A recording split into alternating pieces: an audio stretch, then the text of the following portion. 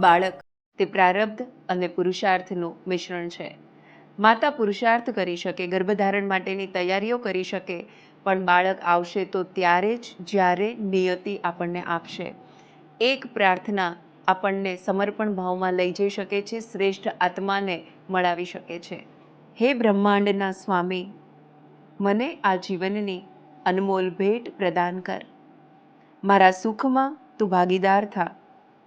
મારામાં દિવ્યતાનો વસવાટ કર.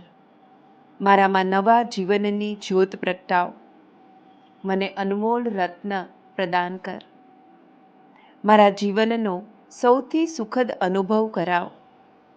મારા જીવનને નવી દિશા આપ. મારી ચેતનાને ઊંચી ઉઠાવ. તારી આકૃતિ મારી અંદર ચિતાર. તું મને એવી તો 16 કળાએ ખીલવ કે મારી ભીતર તારું જ અંશ ખીલે. મને તું અબઘડી સંપૂર્ણ સ્ત્રીત્વ પ્રદાન કર. મારું જીવન સાર્થક કર.